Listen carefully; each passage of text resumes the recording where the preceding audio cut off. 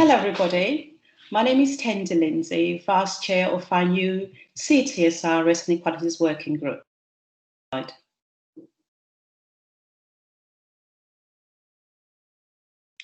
Welcome, and I hope you've enjoyed this symposium 2020.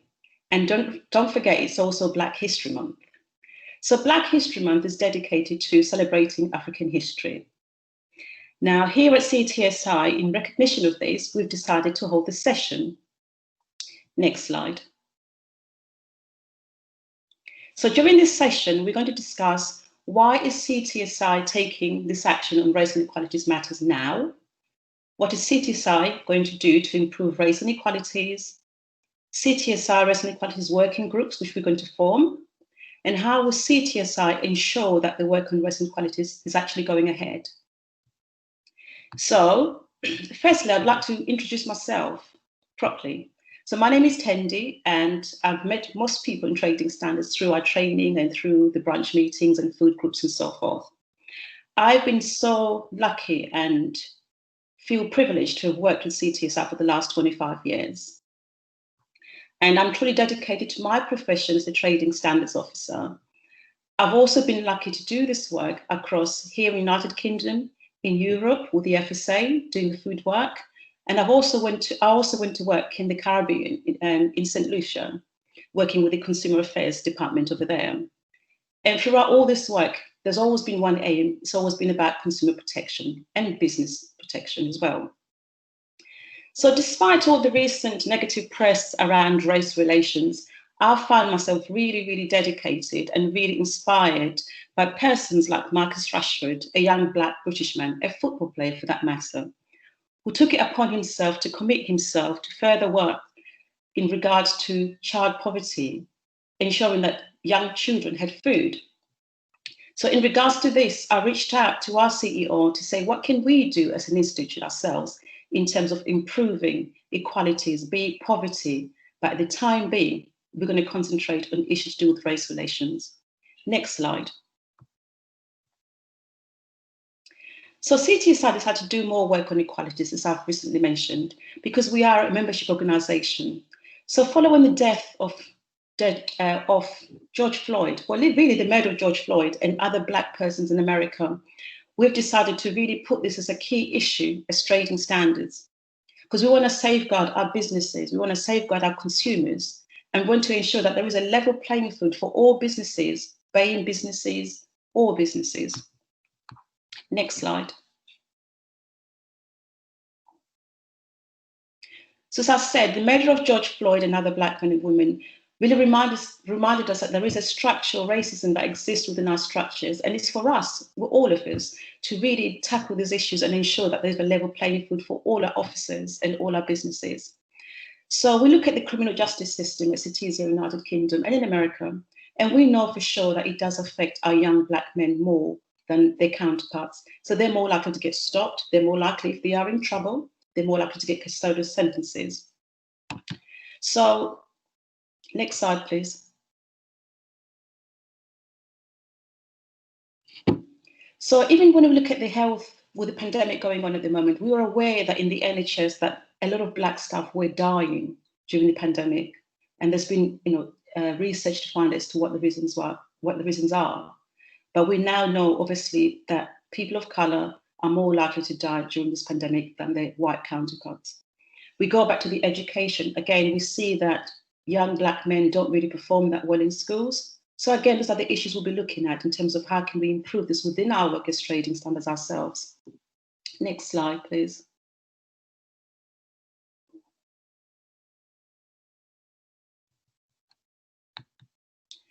So going back to trading standards in terms of the work that we do as TS Business and Advice and Enforcement, there's research which has been done by the Federation of Small Businesses, which shows that ethnic minority businesses contribute a staggering £25 billion to the UK economy. And this was in 2018. But many of these businesses are being held back by different barriers. And we're all quite aware that when we're doing our enforcement work, we have got enforcement concordats, we've got enforcement procedure, but somehow it appears that we're not reaching out enough to them in terms of compliance advice and so forth. So we are hoping that we can present better opportunities in the future and work better with our BAME businesses. Next slide, please.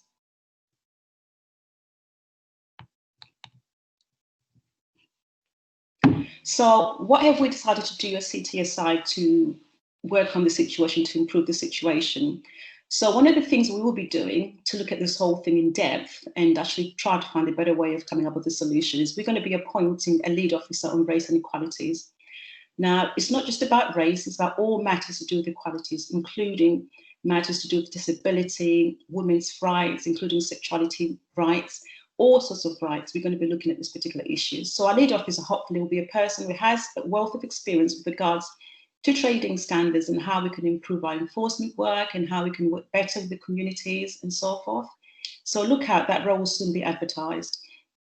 And we're also going to be promoting to have, as part of our editing team for CTSI, BAME members to come and contribute so we can have more articles which are coming out from our BAME colleagues in our journals and on our other communications that we have. And with regards to the CTSI board, we've got vacancies coming up shortly, hopefully, and we're hoping that we can attract persons of colour to come and apply, because we're quite aware that on our board, we don't have representation so far. And this will sit down into council and all other departments that we have at CTSI. So we're going to be looking at how we advertise and how we're being more inclusive in terms of how we're doing our interviews, advertisements, and so forth. And another great thing which has happened, which I think is absolutely wonderful as well, is the College of Fellows are going to sponsor me to help to work along with whoever the lead officer is and other various regions in terms of how we can do this work better with CTSI in terms of improving our race and equalities.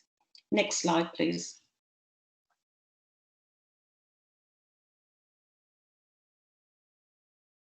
So what will CTSI do to ensure that there is improvement? Because it's okay to talk about what we're going to do and all these wonderful things. So the most wonderful thing that is happening, and we're going to council on the 14th of May, sorry, 14th of October rather. And at that council meeting, we are going to formally establish the newly formed Race and Equalities Working Group. So this will be an arm of council. And the role of this Equalities Working Group is to oversee all the work on equalities. So we do hope that council will give us permission and authorization to have the power to ensure that this work is being carried out, all the different strategies that we have in place. And part of this group include our chair of our institute, Rob Taylor. We also have Wendy, who's our deputy chair at the moment, and we have Dave Riley, our outgoing chair. We've also got other various members from Ireland to Scotland, to Wales, to London that are part of the group. But there's more information will come up as to who the members are on our website, so do look out for that. And also one of the other things we're going to do to make sure that, including my office, we're going to make sure that we all receive training on unconscious biasness. And this is important to make sure that when we do make our decisions, whether it be recruitment, whether it be our projects that we do, that we all have an awareness in terms of how we're arriving or how we're making those decisions without really being compromised by our biasness. And also, next slide, please.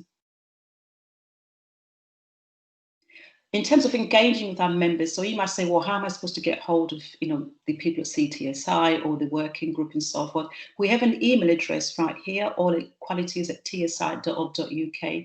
So please do feel free to send in any information you might have, whether it be suggestions or any concerns you may have. And it doesn't matter how small you may think, whatever's affecting you, do get in touch and feel free that your matter will be handled in confidence. Next slide, please. So I go back to where we began. This month, as we all know, it's October and we celebrate Black History Month. And hopefully with our comms team at CTSI, we'll be sending out some little links in terms of how we can, reach out to different events that are happening throughout the Black History Month. So look out for the tweet messages that will be coming out. Next. So what I hope is that all of us together, that we can work positively together at CTSI with our members, with council, with College of Fellows, with the board, with the exec, and hopefully that CTSI is an enforcement organisation, a membership organisation for enforcement officers. We can actually become more positive in how we deliver our services and how we work with consumers, how we protect our consumers and how we protect our businesses and how we work with our businesses and other stakeholders. Next. So if you have any questions regarding what I've just talked about, or anything you're not sure about regarding the working group or what's going to happen in the regions, feel free again to send all your emails or your questions to allequalities@tsi.org.uk. Next. So one of the things we're going to have as part of our ongoing strategy to ensure that we all understand in terms of how we can all move this work positively is that we're going to ensure that everybody in every local authority, hopefully we get training with regards to unconscious biasness. And so look out for this training in the future, hopefully should be there. But I must say, however, if you do have it at a local level, do take part in terms of training with unconscious biasness.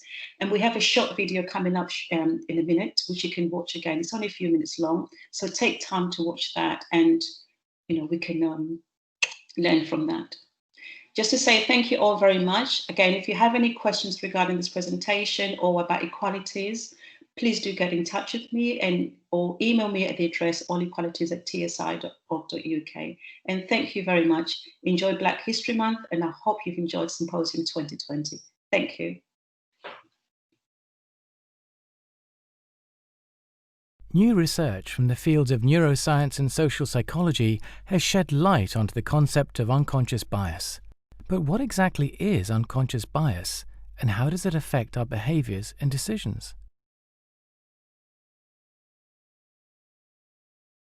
Unconscious biases are simply our unintended people preferences. They are formed by our socialization, our personal experiences, and the representations of different groups in the media. These experiences act as social filters in which we make assessments and judgments of people around us. Research tells us that human beings have a natural tendency to place individuals into social categories. These categories are often based on visual cues such as gender, cultural background, age, height, or body size. We also categorize based on social background, job roles, religious identity, or political affiliation. The unconscious brain uses associations based on social categories to develop biases.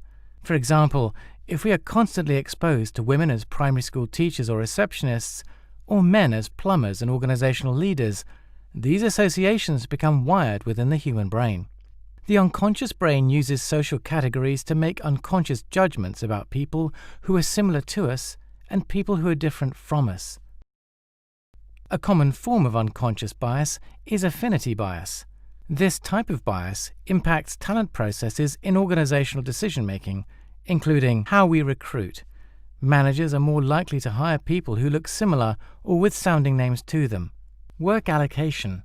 Managers are more likely to assign key client projects to individuals within their teams who they have an unconscious affinity with. Performance. Where there is some kind of affinity, managers are more likely to spend time informally discussing positive contributions to the team and will focus on development and future work plans. For those where there is little affinity, managers are more likely to question past performance. The conversation will be less friendly and even hostile at times. Unconscious bias often results in a set of micro-behaviors. Examples of positive micro-behaviors include supporting the ideas of someone with who you have an unconscious affinity whilst in a team meeting, or simply wanting to have coffee with someone like you. Examples of negative micro-behaviors include checking emails on your phone whilst talking to a colleague or cutting someone off in a meeting. Often our intention is not to make biased decisions, and through a focus on conscious thinking and by creating inclusive work cultures, we can learn to control our unconscious judgments and mitigate the impact of bias on our talent programs. For more information on the nature of unconscious bias and how to mitigate its effects, contact ENEI, www.enei.org.uk, info@enei.org.uk, telephone 0207 922 7790.